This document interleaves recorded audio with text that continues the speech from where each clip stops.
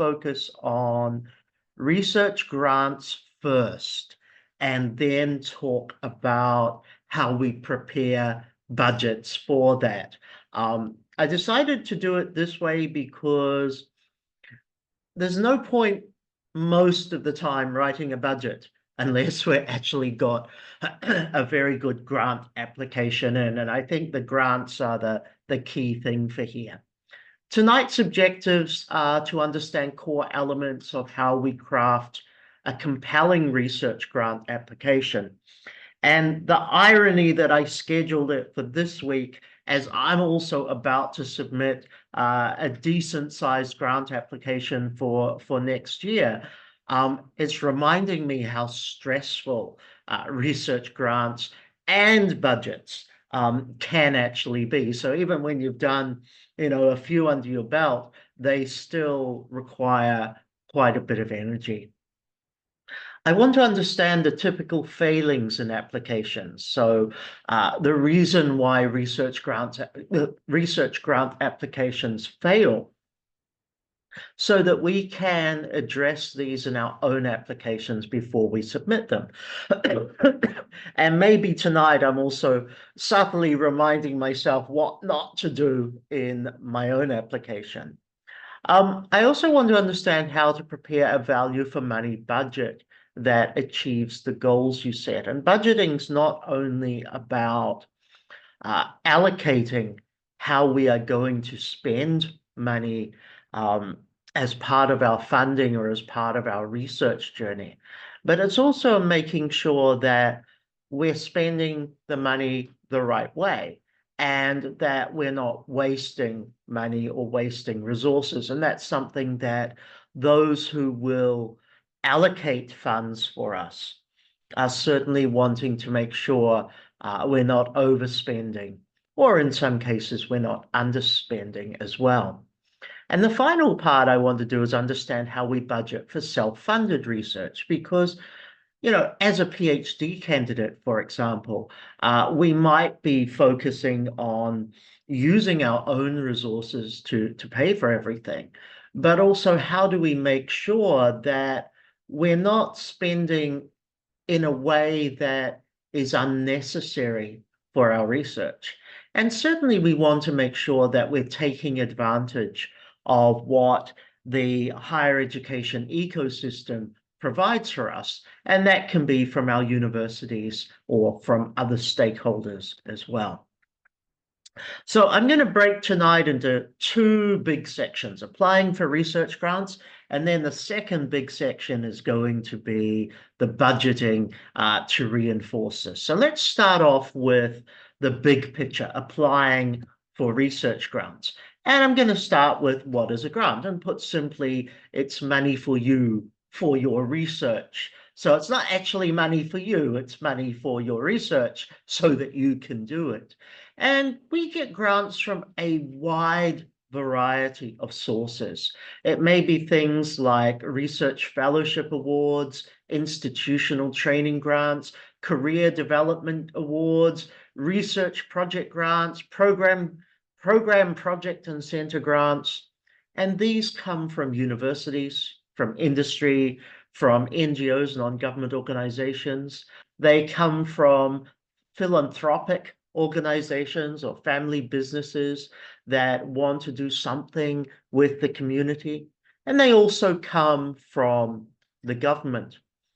At the moment, I have a very nice university grant, and it fits into a teaching grant rather than a research grant, but it requires me to do research in order to create what I'm doing and build what I'm doing with the particular grant. The one that I'm writing at the moment is actually a linkage between NGO and government from overseas in order to be able to help academics in the global south. So we get all sorts of different grants that are available out there. And of course, every time we get a different grant, there's a different set of criterion, there's a different set of rules. And from our perspective, there's also different levels of criterion that we need to demonstrate to those who are allocating us money. But before that, how and where do we find grants? And there's a couple of really simple ways. And this depends on whether you are perhaps a PhD candidate wanting something that's just going to prop up what you're doing and make sure that you get enough money so you can go through the dissertation phase. Or maybe you're an early career academic and you're looking to make a longer term career trajectory out of this. But how do we find grants? Sometimes we identify something that we wish to do, so we already know where we are. And what we're looking for is that funding source that's right for our project. So we already know the project. What we've got to do is find somebody who's going to go behind it or back it up and say, yeah, I'll give you some money to do this. But there's a different way that we can also go about it. And this also applies for doctoral candidates, but less so.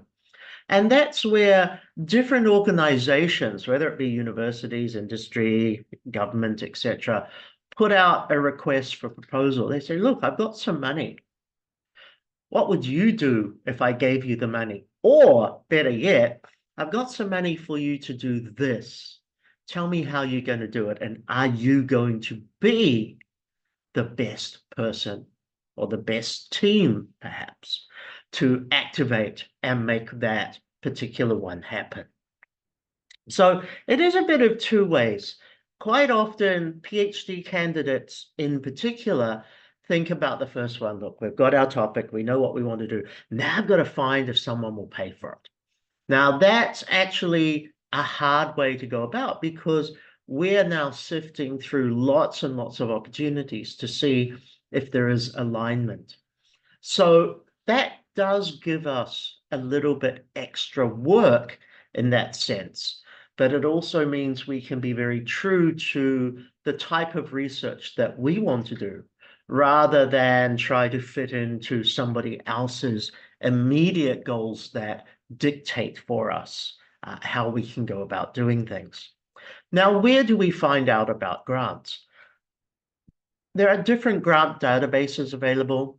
We can ask at university offices.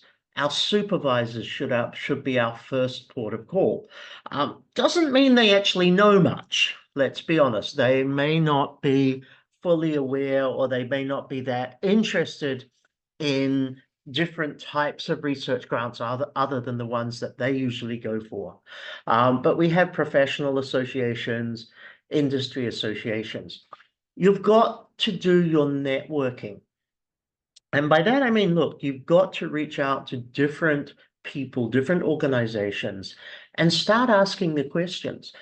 Do you guys have money available? Do you offer research grants? Do you have, anything that could help progress my research financially? So the very early step is always going to be not only identifying what grant you want, but really reaching out and talking to people and getting ideas about what grants are out there. The great thing is, even though across the world they say research money is shrinking, actually there's still a huge amount of opportunity.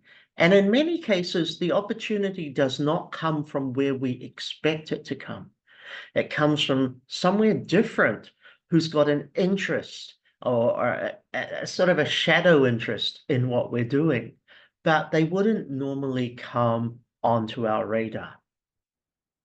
Once we've looked at what grant we want and we've found two or three or even one that we're interested in, what we have to do is understand our personal eligibility. And this kind of relates to a few different things. Sometimes the grants that are out there might exclude PhD candidates. So if you're trying to get a research grant as a PhD candidate, they might actually say, well, actually, no, you need to be a university staff member. And for some of us, that might be, oh, actually, I teach part-time for the university, so there is a back door to do this. But the key criterion, key eligibility criterion that might influence us are our discipline or scope of disciplines. Sometimes when organizations fund research, they are very pedantic, very structured in it being certain disciplines only. So you've got to look and make sure that you're going to fit into there. Now, this can be a problem if, like me, you're interdisciplinary. It can be a problem for some that sit on the outside and are doing research. For example, people who are doing health economics research are not really inside medical sciences, but the relationship is very close. So it's not only do you fit in, it's can you argue that what your disciplinary perspective brings to the research is going to benefit the organization that is offering money. They will look at career stage. Are you an early career? Are you seasoned? Are you a PhD candidate? Some grants are only for doctoral candidates and early careers in their first 3 years, for example. So it gives us an opportunity to get involved. Some might say, well, we hope for a team of researchers that mixes perhaps PhD, early career, and more seasoned professionals.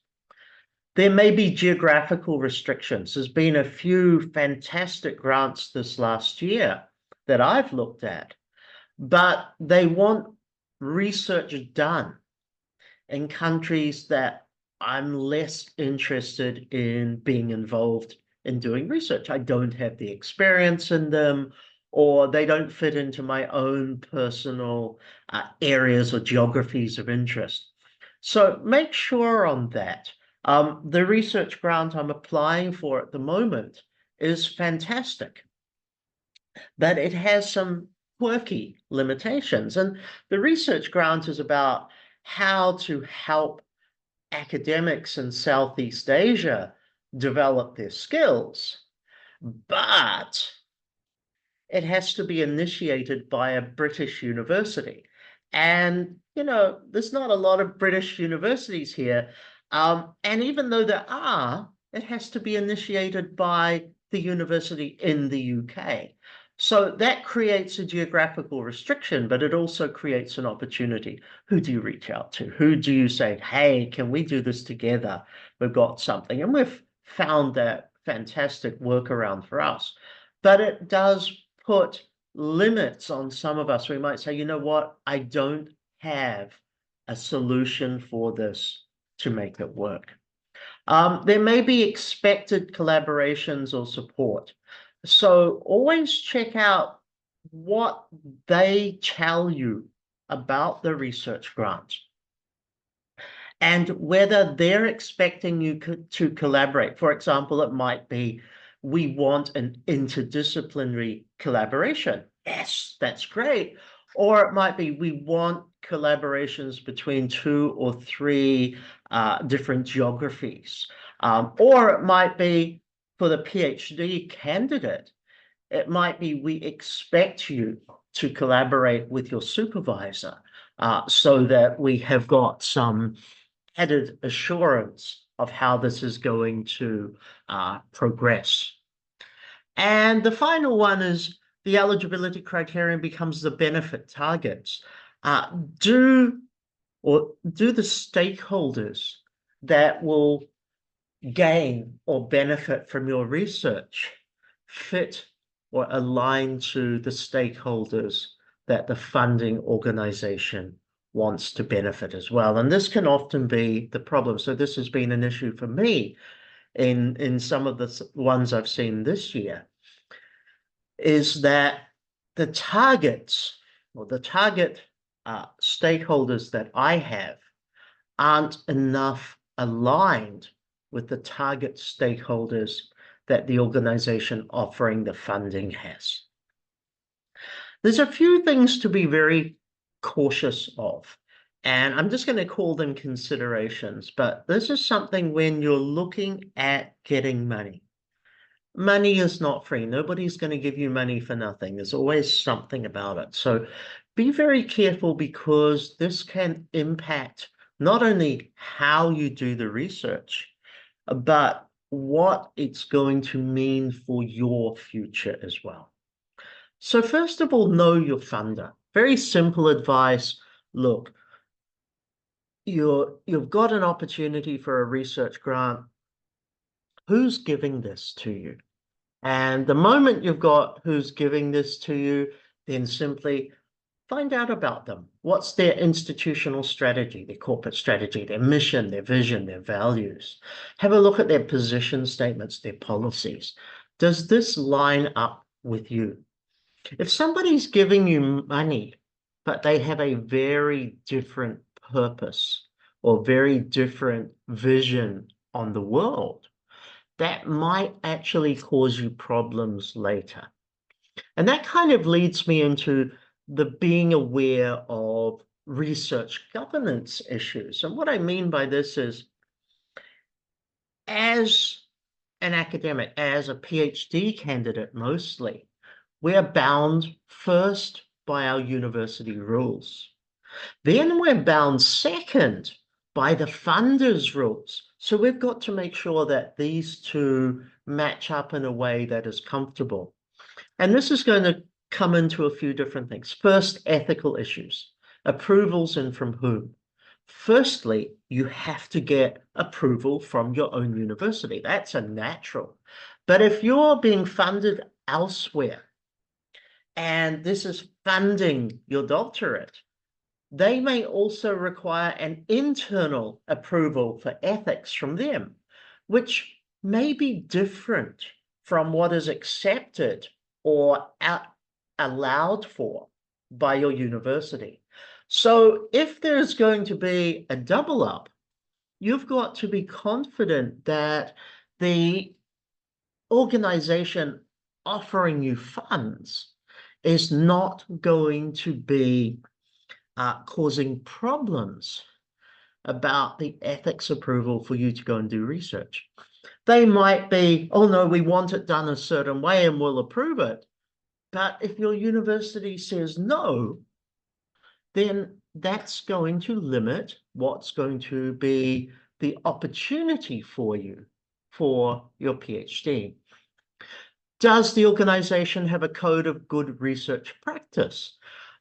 Understand what they are like and what they expect in terms of, I want to say due diligence, but in terms of due process, making sure that they are ethical and they conduct legal practice. So, for example, a university, if you're working with children, for example, a university is going to require several safeguards in respect of how you interact and collect data from children. A private organization may say, you know what, not really a big problem, just go ahead and do it. You don't need any of these safeguards. Now, that's already a conflict because they're the ones paying for it. But your university is also the one that is guiding you and is meant to create that scaffold around it. There may be issues with intellectual property rights, and I've seen this before. When a funding organization gives us money and we develop something, maybe through our own research, we come up with a great solution, the intellectual property rights might belong to the funding organization, not to us, not to our university. So there's already a conflict. But at the end of the day, as the researcher, we want to have control over the rights that we have, over what we have created, over the solutions that we have perhaps created. And that leads to another problem about publishing rights and expectations.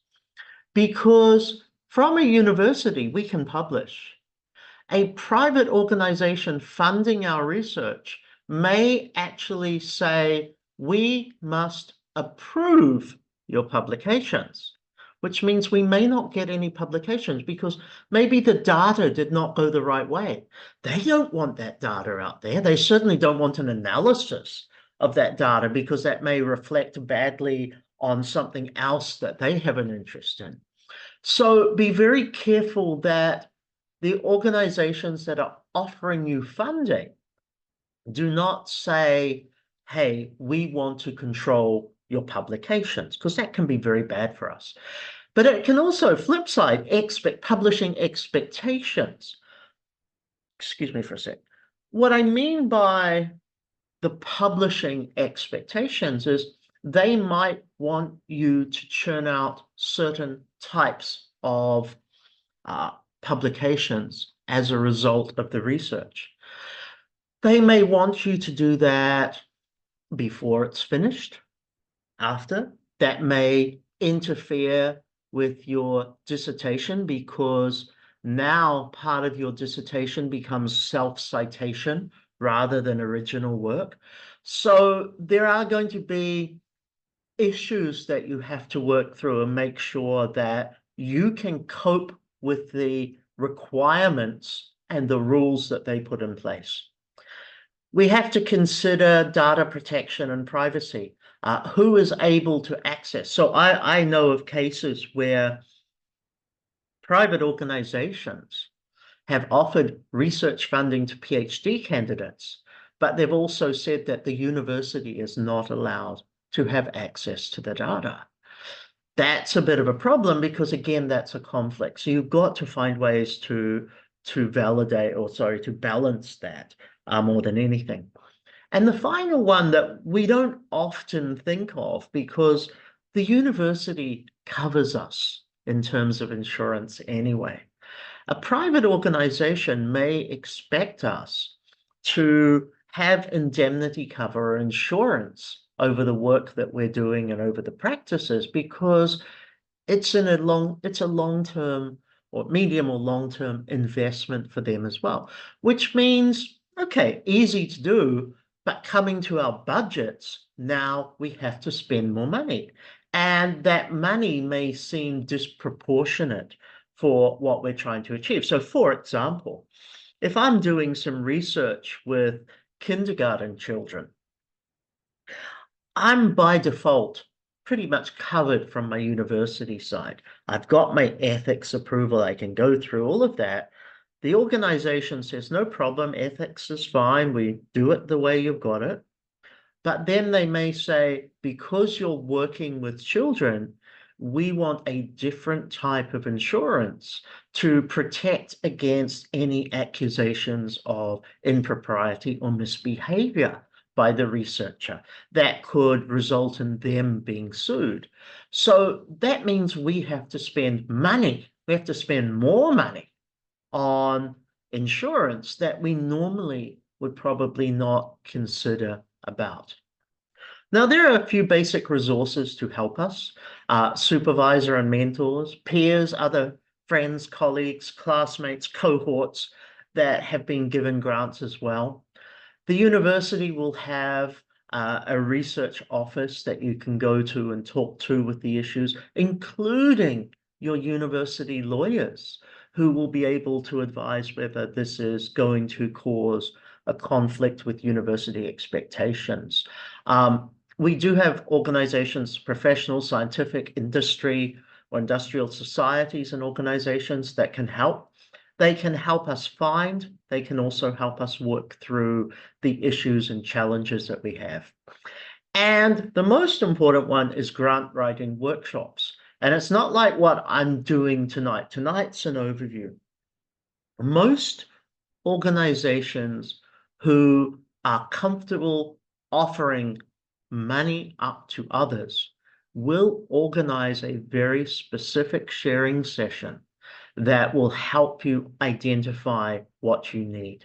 So in the case of the grant that I'm working on at the moment with a couple of colleagues internationally, the grant awarding organization did a face-to-face session in the United Kingdom where they addressed a lot of issues. So my collaborator physically went to the session, to understand what are the unique things that they are looking for. And that gave us a lot of feedback. So we now have a very large email about all the different things that they are expected, but advice to help us through that.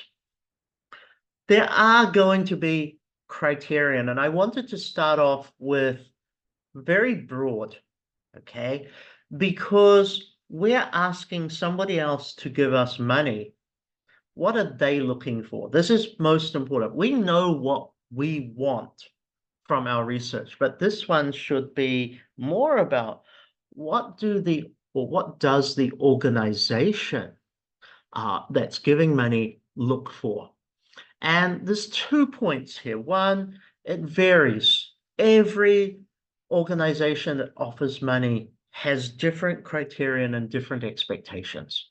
What I'm doing here is giving a generic, typical, common ones, but always go through and check with the organization what specifically are their criterion. Because sometimes if you can't meet all the criterion, maybe it's not worth the effort to apply, because even though you've got like 70%, there's going to be more people out there applying who have 95%. So you're not going to get it anyway. So, these are the typical ones, but do check with the organizations too. The typical ones are significance.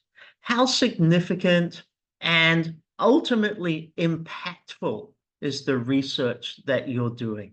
Is it really important? Are you doing research for research's sake?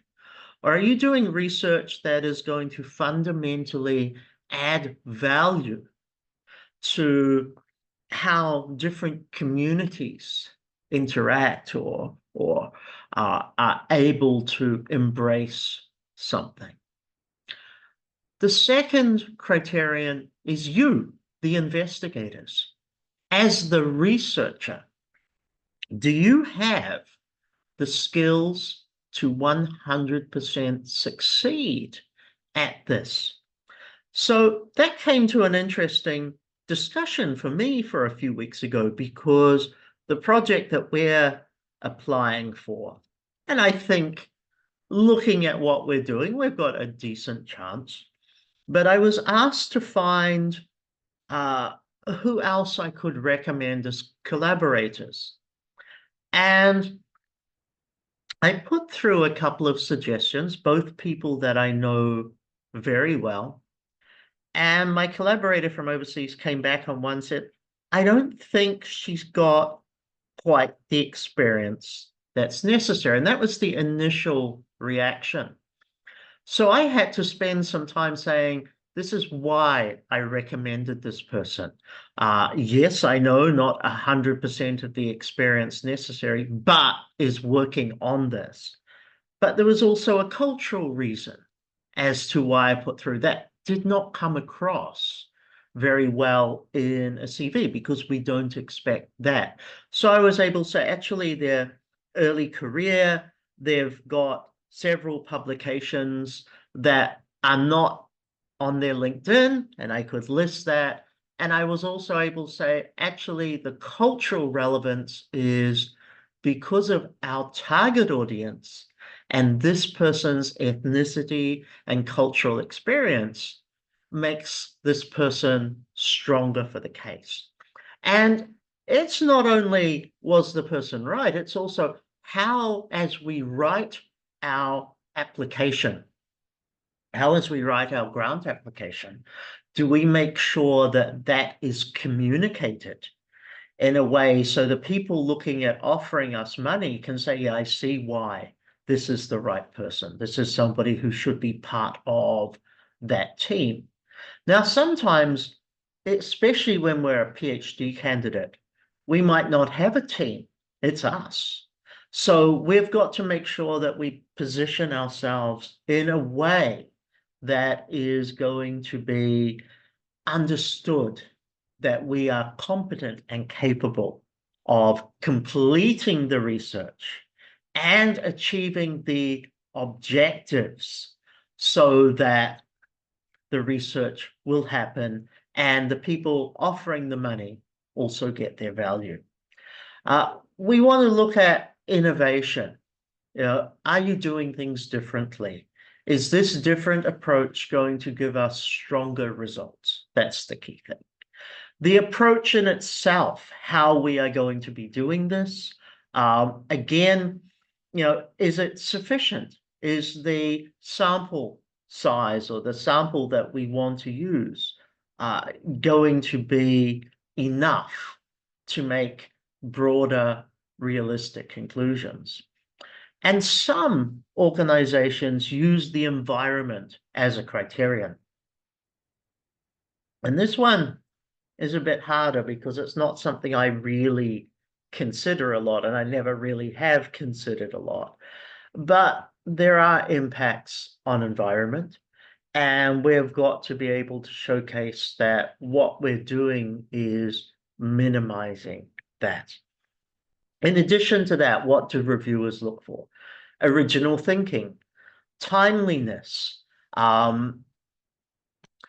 articulation of the written application, the attention to detail that you showcase. Do not have spelling mistakes in your application. They want to see an ambitious proposal, but not something that's so difficult that it becomes unrealistic. They want to see a clear training plan for the candidate if needed. So, for example, maybe you have to develop certain skills in order to be, or in order to address every way, every method that you want to engage. Have a training plan in there that says, look, I know I'm missing quantitative analysis skills. I'm going to do a 6-week program right now that addresses those skills to bring it up to speed, or I'm going to learn a particular software through this organization. And you can budget for that, but have that training plan for yourself, because just because you don't meet every criterion about being absolutely perfect for this, it does not mean that you cannot attempt to upskill yourself. So you need to include that into it. Clear vision of career progression. So how this is going to contribute rather than a means to an end. And what I mean by here is a lot of PhD candidates go for money because they just need to finish their PhD. Showcase that through this research, you're leveraging to something further, because unless you show that promise for the future, unless you show that long-term strategy, some organizations offering funding may look and say, well, why am I investing in this person now when they're going to stop at the end of this project? They might look at your track record or your potential. So what other successful projects have you done, whether it's been funded or not, but what other successful projects have you done? They look for a convincing research design, evidence of meaningful engagement with stakeholders, so that not only can you do the research, but you're able to engage with the parties involved to extend the value of the research, that you're able to give back. And that becomes the final one, the appropriate dissemination plan. Getting the research is one thing. How are you going to communicate the research to the various stakeholders out there, and in what format? So that's not only evidence. The evidence says you've done it before. The dissemination plan says, this time around, this is how I'm going to make sure that the different stakeholders in my research network, in the research ecosystem I'm involved in, are going to learn about my research and be able to put it into practice for what they're doing. Now, those are the things, those are the criterion that we look for. And we're going to see some repeats in a moment. But this is how do I craft a compelling proposal. This is kind of like writing a research proposal. But writing a research proposal for your doctorate is about convincing yourself and convincing your supervisor that you can do the research. Same thing here, but now you're convincing somebody to give you money to make it happen as well. So when we look at, a strong proposal, we want strong research objectives and questions. Often we have to really think very hard about that, because what we have, for example, in our doctoral research proposal might need some re-emphasis. It may need some tweaking or some realignment. We want to see methodology and feasibility of the project. Now, here's a big difference. In a PhD, it's generally feasible that will happen, but there's also a likelihood, there's a possibility, sorry, not likelihood, a possibility that things won't happen quite the way that they're expected, i.e. the feasibility is different. We'll get some data, we won't be happy with the results, but you can still graduate with your PhD. When someone's funding you, they want to see a successful outcome. They need to know that it's going to generate data analysis, in particular, outcomes that are of value to them. So they're going to look for that success outcome rather than just completion. They want to look at the potential impact. So you have to showcase potential impact and the relevance to or alignment with the funder's goals. This is not what I want from my research. That's one side. But I've got to showcase that the organization that's offering me money, I am aligning with their goals. If my research is going to disprove something that they have done for a very long time, we don't have alignment. We have a conflict of interest. So we've got to be very cautious on that. If their goals are to help a certain segment of society, we've got to make sure that our research is also going to help that particular segment. It may help other segments as well. Fantastic. But we've got to make sure it addresses their segments of interest. And now we have to think about the issues that I talked about previously, the intellectual property, the publishing rights, because that's going to be something that, has an influence for us here. We also want to look at significance versus impact. Significance is about this is worthwhile research, which means something. Impact means the application of the research is going to transform the way in which something is done. And ultimately, whilst as researchers, we look at both, we look at significance, we look at impact. What we really need to showcase is our research will make a change. So we're looking at impact. We want clear and concise writing. That's something that you do. I've got a document that I'm working on. That's one of those track changes documents in Microsoft Word, which I hate. But we are fighting over one or two words, and we keep changing and updating. You can see the history of how one sentence, although the meaning of the sentence is the same, how over the space of 2 months, the actual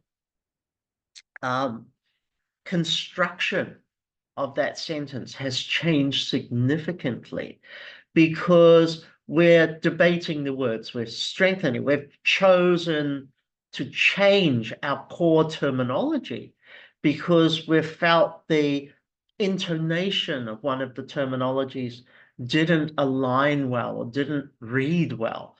And you can see this. And that's what clear and concise writing is.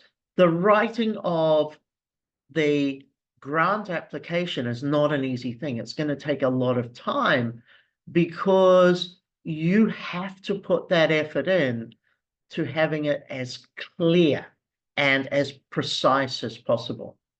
And ultimately, what that brings us down to is having a compelling narrative that convinces. We want a story that, as I read through I get more interested in it. It's like a novel. It builds and builds and builds, and then you have the solution.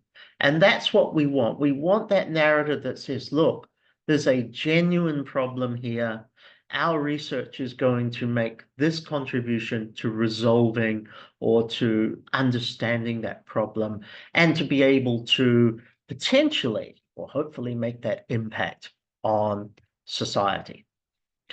Okay, there is a formal structure. Now, typically, formal structure of a grant application contains these things, but again, varies according to the awarding organization. Always check what they want. But ultimately, it will be a problem statement, a summary of current developments, a statement of what is new about your project. Okay, what are you bringing to the table? What's different for you? An indication of the extent to which the research builds on previous work by you and others. Now, if it builds on previous work by you, that is your track record. That actually means, oh, this person, if this research is ideal, this person is ideal. If it's by others, you're taking advantage of what other people have got in there. And in certain cases, and this is, say, the case today with artificial intelligence in education or artificial intelligence in anything.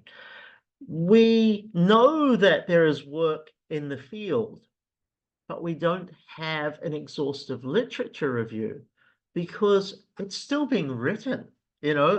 Everything's changing on a daily basis. So it's understanding what's happening, but also recognizing that not everything that's happening has been published. Now, a few of the sections, I'm just going to go through a few of the sections and what needs to be put into that application so that you can demonstrate the quality of your work. Now, this is very similar to a research proposal in many ways. The same principles apply, but make sure this goes into your application. So in terms of methods, what do I want addressed? What methods will be applied to achieve the aims? Are the chosen methods sufficiently rigorous to produce clear answers? A research grant, unless they're looking at extremely innovative practices, say, for example, AI, is going to want more than a pilot study. A research grant is unlikely to work for a pilot study, and this may be in medicine or somewhere else, but in the social sciences and businesses, it's looking for a more substantive study that they can get actual results from. And what is the realistic time frame? Now, here's the big problem. If I'm giving you money, I'm wanting it within a particular set of timeframes. I'm not wanting delays. In fact, the application I'm doing now requires us to sign an assurance that research will start within a particular time frame and research will be 100% completed, both research and delivery, of product. Research and delivery of product of outcomes will be completed within a time frame without overlap. So our realistic timeframes got to work backwards to make sure that if for any reason we are not, there is delays, that still fits into the anticipated time frame. And finally, any potential conflicts of interest with methods, population, or data. Now, again, this comes down to the difference between what is acceptable and embraced within a university scenario and what an external organization offering us funds might want. So, for example, the methods may be something that the organization is not comfortable with, but an academic says, you know what, this is fantastic. It could be as simple as qualitative versus quantitative. Organizations that want hard data, whereas us academics who are saying, actually, I want the narrative too. The choice of population, the definition of the population. Does the organization offering you funding have a particular definition of a population which we might find obscure, or we might find sits outside of the conventional academic definition of same or similar populations? And it's a conflict of interest with data. For example, does collecting that data and making it, using it, making it available, put aspects of the interests of the funding organizations at risk? Might they prefer that that data does not get out there? So, for example, maybe we're doing government research, government-funded research. The data that we may obtain may not look favorable on the government. And therefore, that might be considered a conflict of interest because they're going to say, you can't publish this. But again, it comes back to, but this is my PhD or this is my research. It's my job to get it out there. They're giving you the money and saying, we don't like the data. You may not publish it. So, you've got to be aware not only how you're going to go about doing everything, but you've got to be very conscious about whether there is going to be that conflict of interest, potential conflict of interest on these issues. There are ethical aspects. Make sure your proposal addresses the relevant ethical considerations. Most often, these are going to be asked directly. So, you're going to be asked to make certain ethics statements, etc. But sometimes you need to fill in the blanks. Sometimes you need to explain the process or give more detail so that they can see the way you think about this. Now it comes to personnel, people. It's not just you. So it is at the start researchers or co-researchers. So if it's more than one person who's the primary researcher, who's the secondary, additional researchers and so forth, what order of priority or responsibility do they take?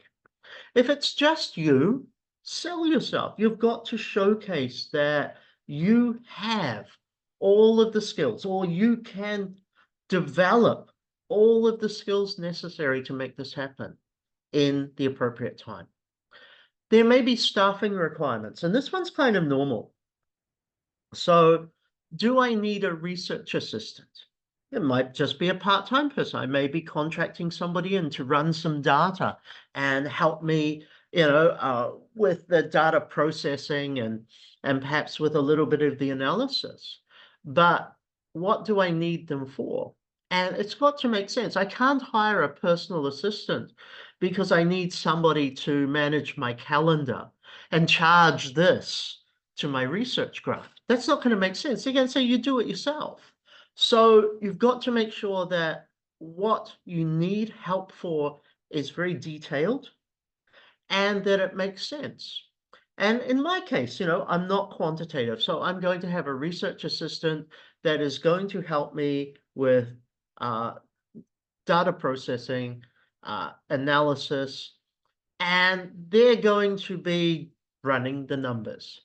I'm going to be working with all of that, but they're going to be running it for me. So it's got to be sense that it's going to make my ability to complete this project work. You need to provide details of them. And whether it's them, whether it's you, you've got to provide the details. And the final one, if you're going to minimize expenses, if you've got, say, a research assistant, what's the phasing out? When do you get rid of them?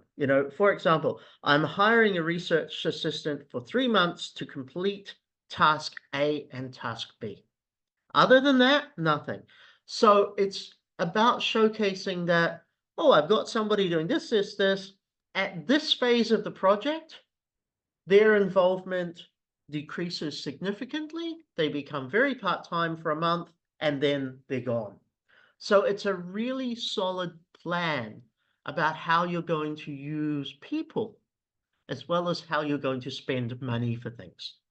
Now we come to budget, and I'll do budget in about 5 minutes in a big scale. But you need a very strong itemized budget for all foreseeable costs. And I call this exhaustive. It's not about, oh yeah, I'm going to need to do this and I'm going to need to do this, and I think it's going to cost that. It's not about having a guesstimate or a rough idea of what it is. It is having a down to the last 5 cents budget about what is going to be spent. Because this is where somebody's going to come back and say, you know what? I think you can delete this. So the grant that I am part of and am still part of from last year, we asked for a certain amount of money and they came back and they said, you can't spend money on this. They didn't like the fact that we wanted to bring an international expert and fly that person into the country to do work. In fact, they said you can do that online. And for us, okay, that's fine. They wanted to reduce the budget. So we just changed. In one other item, I raised it because if it's going online, then I've got to spend more to do something else. We still flew the person in, we just changed its thing. But what I want to focus on here is you have to be very specific. They will challenge you on that. It's kind of like insurance, you know, you go to hospital and the insurance company says, well, I'll pay for your operation, but I won't pay for your anesthesia. It's kind of a pain in the ass, but it happens. You need that cost justification for each item. It's not just preparing the budget, it's explaining what that particular expense is, or sorry, its role, its relevance in the overall project. So you're justifying what you're doing. And this is like a mini essay on these items as well. And you've got to clarify if additional funding is coming from other sources, which it may well do. The dissemination. So what audience will be targeted to achieve maximum impact? Who are you sharing this research with? How are you going to reach this research, this audience? We care about what you're doing. We care about how you're spending our money. We also care about who you're distributing the research to. And because again, that may be a conflict of interest or it may be perfectly acceptable.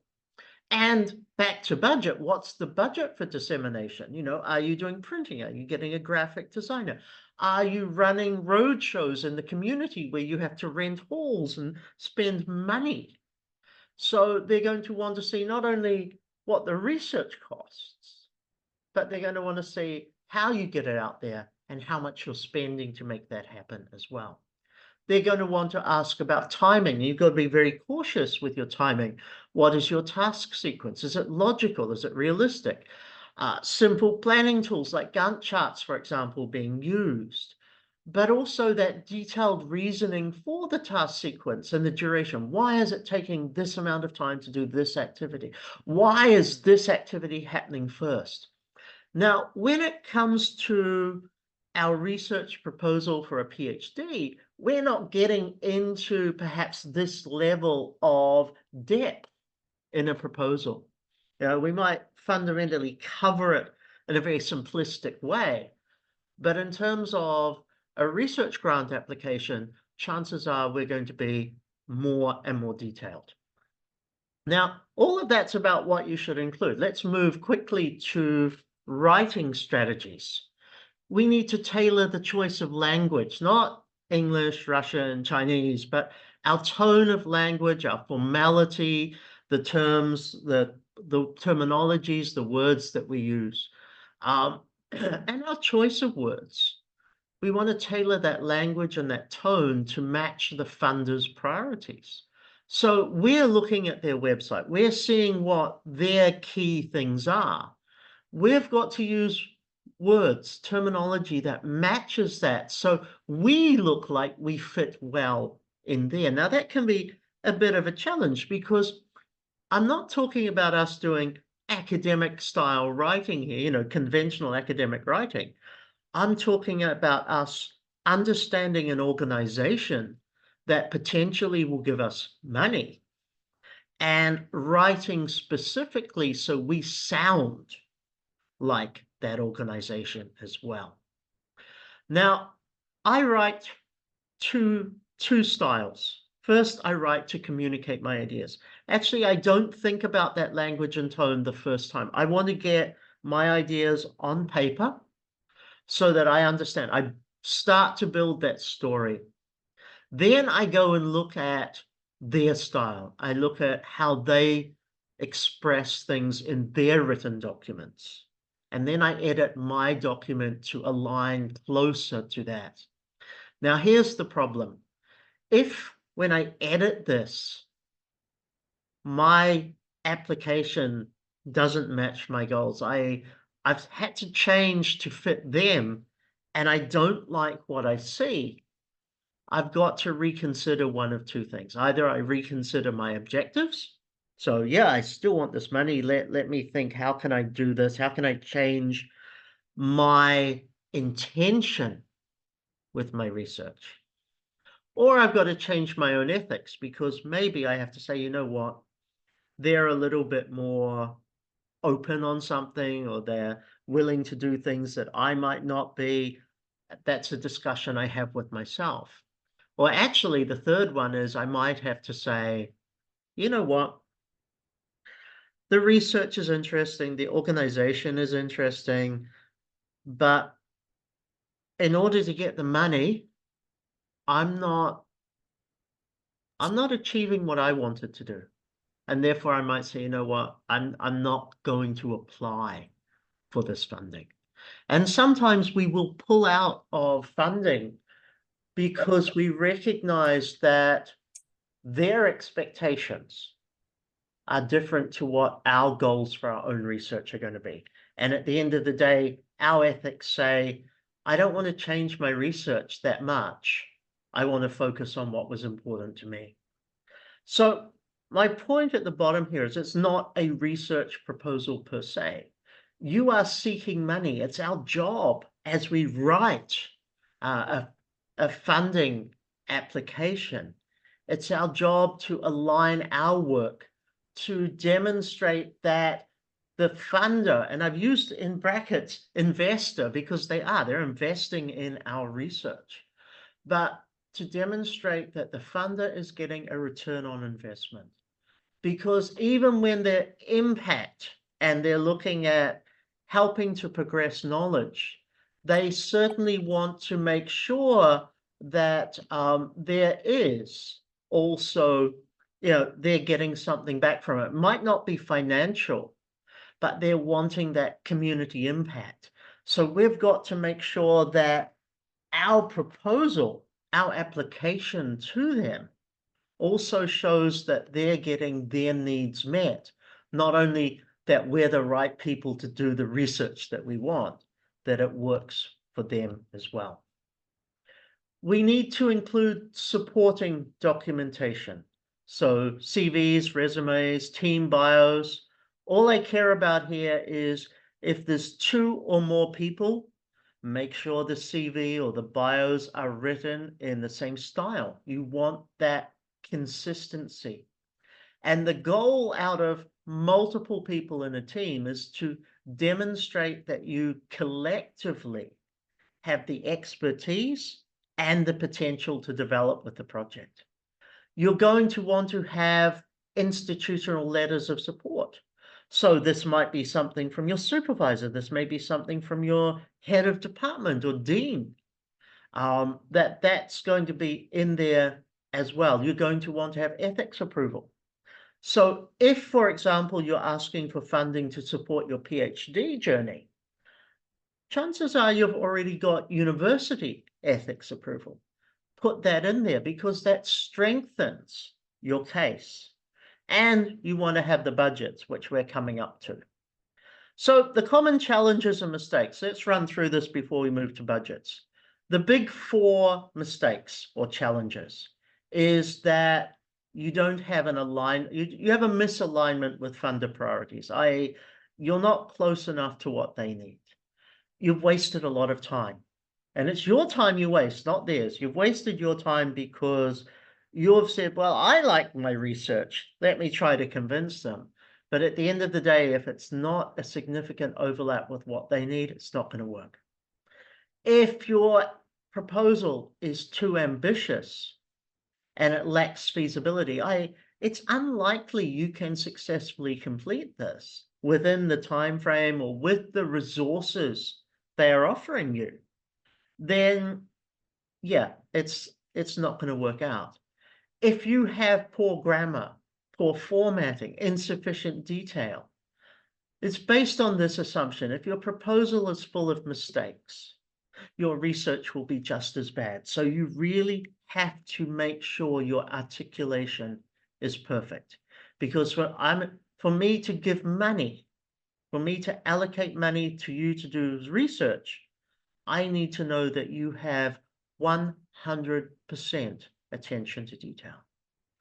And the fourth big mistake is poor time management and consideration of upcoming activities. So you don't actually plan well enough how you can execute this research and how you can disseminate this research, which includes budgeting. Maybe you under budget for dissemination, which means you've done the research, but the community doesn't get to learn about it. So that means it's not met my objectives as the funding organization. So other issues, unoriginal ideas, failure to demonstrate originality, misidentified, ill-identified, unfocused, or unsupported with preliminary data research questions. So research questions that really aren't quite there. At the early stages of our PhD, our research questions aren't going to be perfect. They're going to take a bit of a beating along the way, and they're going to be refined. But when it comes to asking for money, it's our responsibility to have them as focused and aligned as possible. If your study, the design of your study doesn't directly answer your research questions, maybe you have a weak theoretical or conceptual underpinning that kind of shines through as I'm really missing something, you're not going to get money. Maybe a lack of clarity over outcomes and measures. Most research, we don't know the outcomes, but we have to take a very solid, educated guess at what they'll be. We might have an incomplete or poor literature review, or we might have omitted critical references that are valid or relatable to the organization giving us money. Maybe we have staff that are unlikely to deliver, inexperienced people, which is why when we, say, for example, as we're doing our PhD and we're asking for funding to support our PhD, we have got to go back and think about every research project that we've had a contribution to. But that's also career planning. As we go into our PhD, it's not just about getting that doctor title. It's about finding those opportunities where we can gain different experience, being involved in smaller research projects by our supervisor. So many, many years ago, I was involved in a project about the globalization of the movie industry. It was fun, but truth be told, it's had no relevance to anything in terms of my own interests. But what it did is it gave me, or it enhanced my skills in archival research. It gave me a different perspective on the concept of globalization, which is where my doctorate went into. It showcased that I was able to do or handle a project on my own, given a limited budget that we had from the department. So even though it was like extra work when I was studying, what it did is it developed skills that later showcase, oh, Craig's able to do this. Craig has expertise in this, or he has experience in this. You might, another failing is lacking critical skills or expertise, or not having a development plan to acquire. We don't expect you to be perfect, what you've got to do is showcase, okay, you're missing something. How are you going to get that before the project starts? And as long as you can showcase that, I'm going to take you at your word, as will the funding organization say, you know what, they've got all these skills, they're learning that skill combined. Oh, yes, this is fine. There might be concerns over the sample, or there might be concerns over the lack of a strong dissemination plan. So all of these things are what might get us failing. So why I list them here is when you're going through and you've written your grant application, come back and look at each of those and say, have I addressed this section sufficiently to make it worthwhile? Before you submit, very easy, proofread, edit, ensure everything's complete. Make sure your co-applicants review it as well. Submit a clean version, i.e. no markups left. Make sure all your supporting documentation is there. Ask a colleague or supervisor to comment on readability and flow, probably the most important. Be aware of deadlines when asking others for input. So we're rushing this week because we have to run it through the university before we can submit it in early January to the organization that we're hoping to get funds from. And leave time to revisit and discuss budget with your host institution. This is where the budgeting is important because you come back to your own department and you get advice from those who have been doing this for much longer. So let's move into part 2, preparing research budgets. Now, I'm going to break this into 2 as they relate to research grants, and then I'm going to do a section at the end for PhD candidates who might not have external funding and are using their own money, but how do we apply or how do we take advantage of budgeting? So first of all, we need to read and interpret the grant guidelines. And really what we want to do is understand the expectations for this in terms of 3 key areas: people, equipment, and field work. Okay, what do they expect you're spending on people? You can't pay yourself, for example, but you can pay a research assistant. You don't apply for a grant to supplement your salary. You apply for a grant to pay for the research that you're doing. Do you have to buy, rent, or borrow equipment? Is there field work involved, and how will that get paid for? But it's also expectations. They may say field work, if you are traveling, you can only travel on economy class, or you should take a train before you take a plane. I've seen ones where accommodation must be at budget hotels under X amount of dollars per night. So, you're not getting yourself a nice holiday with first class, accommodation and flights, for example. Or you can't spend more than the going rate at the university for a research assistant. So I can't pay $100 per hour to my research assistant because the university I'm associated with sets it at $26 per hour. That's all I can pay. So there are going to be rules for you. And there are also going to be restricted or ineligible costs, things that you cannot claim. So for example, in the one that I talked about, we can't claim flights. They didn't want us to send somebody from overseas. We found a workaround. So this is the key thing. You need to be able to look at what the limits are and you need to find a workaround. But that means you have to be very cautious with your working or your wordings to make sure that they're going to accept what your workaround is, your plan B. And that might be additional funding. It may be repackaging something. So instead of flights being part of one thing, I increase the budget elsewhere for a deliverable that I'm paying external for, and that organization paid for the flights. Now, that was fine, but it was written in a way that the outcomes aligned perfectly.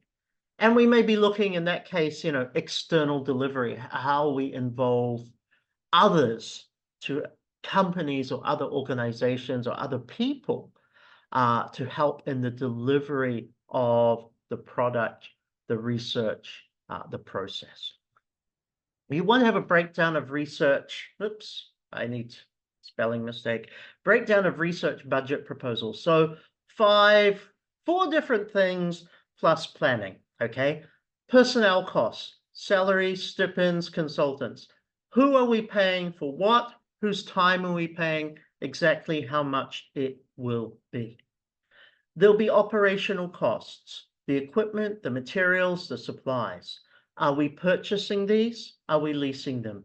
If we're purchasing them, what happens to them after the project? Do they get sold? Where does the money go? Do they get donated? All of these, it's both a cost, but it's going to come back in a moment, the justification, you having to explain why. Travel and conferences. This includes field work, dissemination, networking. I added another one here. If I'm giving incentives to my respondents, for example, maybe I'm giving a $50 Starbucks card to everybody who does an interview with me. That's got to be accounted for and be very transparent about it. Travel, what is the cost at today's either exchange rate or today's market prices, but also recognizing the last one, unforeseen costs or delays.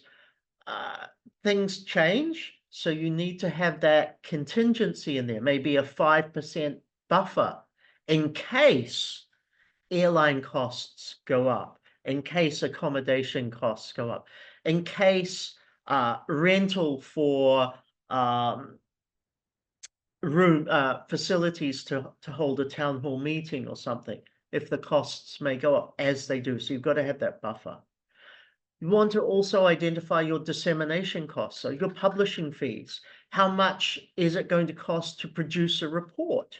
That might be videography, that may be graphics, they might be printing, outreach activities. If you're going to go into the community, what's that going to cost you? It's going to cost you in terms of taxis. It's going to cost you in terms of perhaps hosting very small coffee events or any other thing. But all of this has to go into it. So they have a very strong expectation that everything's there. If, for example, you forget something and you need extra money, probably not going to get it unless you have that contingency plan, a little bit of a budget for unforeseen costs or delays.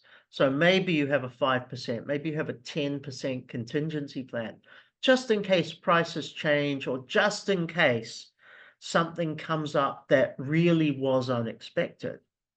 But recognizing that when we're writing an application and we're doing a budget, this is what we expect it to be.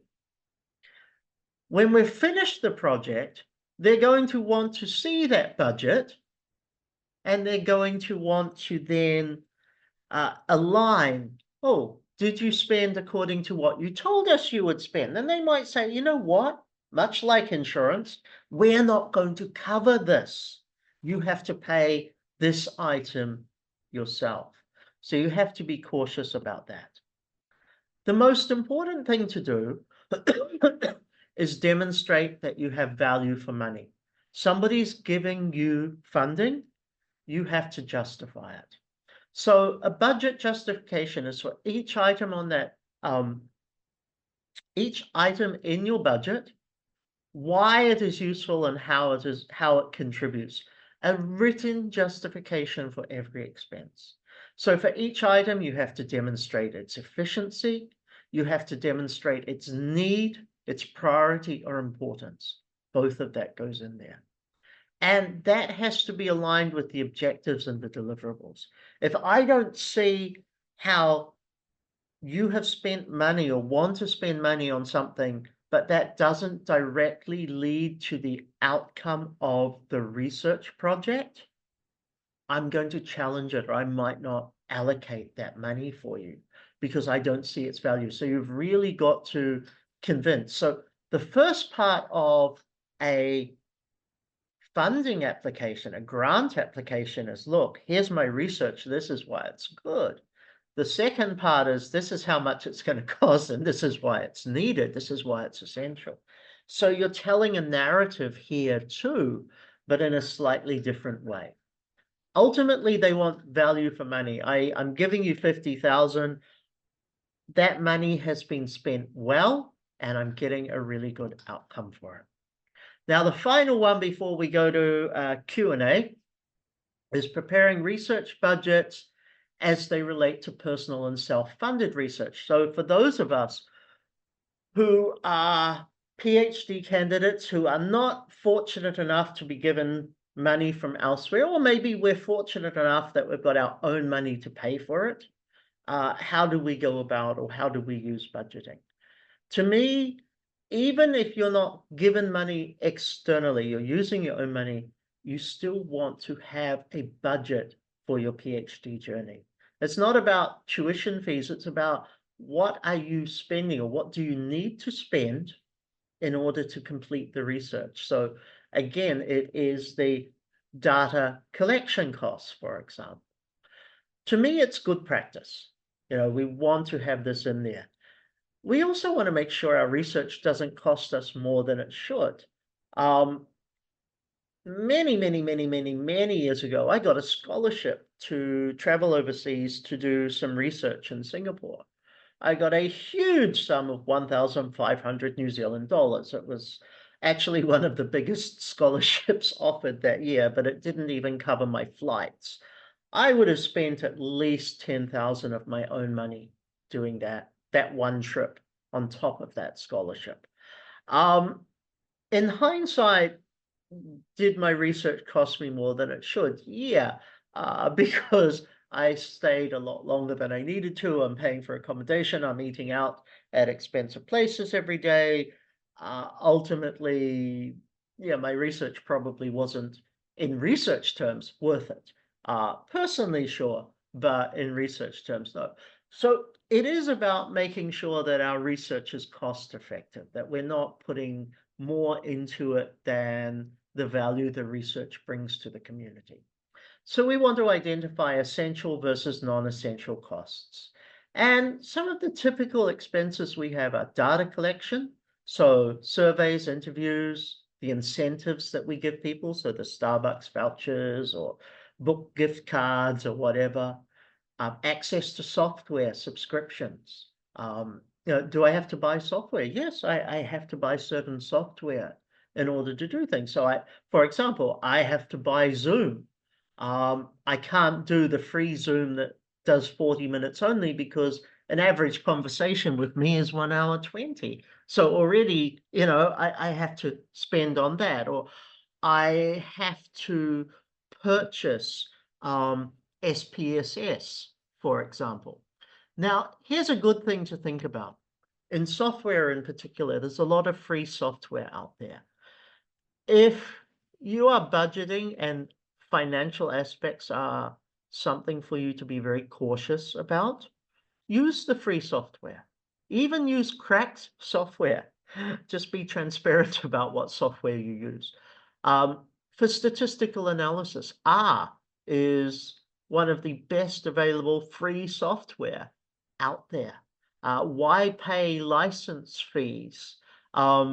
If you look at, say, NVivo, you have to pay a license fee, but there are free software that does analysis, textual analysis, or a narrative analysis. There are free software out there. You've just got to go and find that. You may have travel for field work or conferences. You may need to do professional development or skills upgrading. All of these things, it's good to put in a budget so we know what it really is costing us. So some simple strategies before I wrap up. Strategies for managing limited resources. Repurpose or reuse from previous projects. Get institutional support. Get them to give you software access. If you can't get it at your library, get them to use their networks of libraries so that you can get access to things. If you can't get stuff from your library, Ask a friend who's at another university, can they help you get it? Because otherwise you're going to pay money.